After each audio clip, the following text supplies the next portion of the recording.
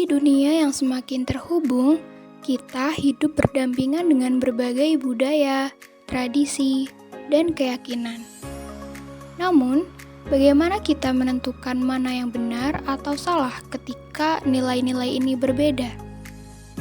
Inilah yang kita sebut relativisme moral. Tema ini relevan dalam kehidupan modern, di mana globalisasi mempertemukan beragam perspektif moral. Dari isu hak asasi manusia hingga perbedaan praktik budaya, relativisme moral menjadi fondasi penting untuk memahami dunia kita yang majemuk. Relativisme moral adalah pandangan bahwa standar moral bersifat subjektif dan tergantung pada budaya, waktu, atau konteks tertentu. Menurut filsuf seperti Protagoras, manusia adalah ukuran segala sesuatu.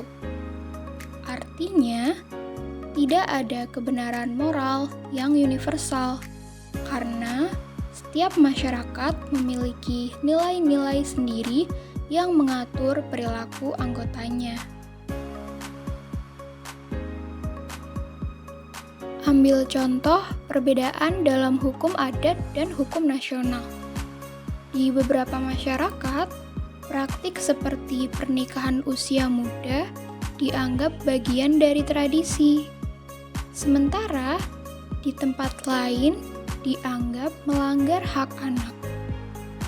Relativisme moral membantu kita memahami bahwa nilai ini tidak selalu salah atau benar secara absolut, tetapi harus dilihat dalam konteks budaya.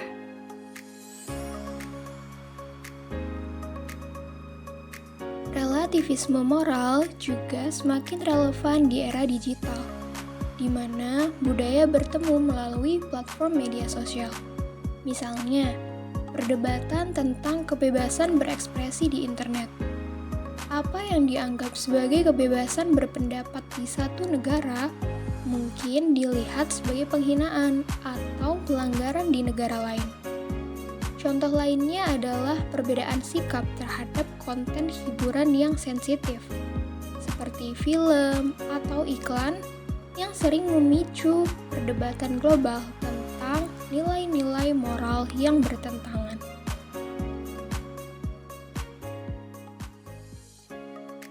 Relativisme moral juga mempengaruhi bagaimana pendidikan moral diajarkan.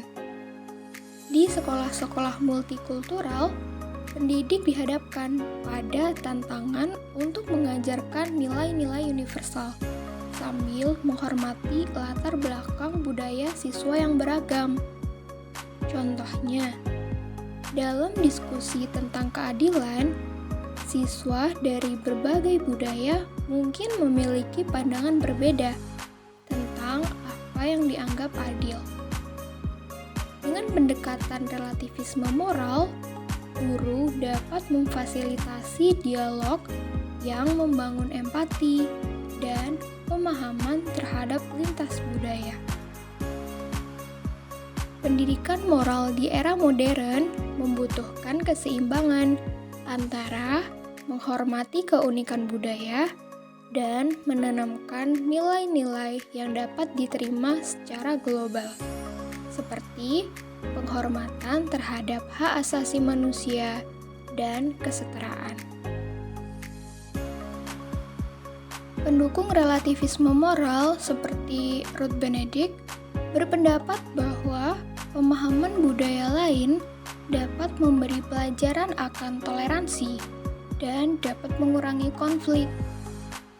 Benedict mengatakan, apa yang dianggap normal dalam satu budaya bisa menjadi anomali di budaya lain.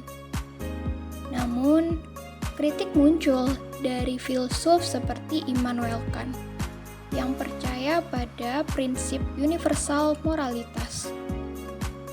Kant berargumen bahwa relativisme moral dapat melemahkan keadilan karena nilai-nilai universal seperti kebebasan dan martabat manusia tidak boleh dikompromikan.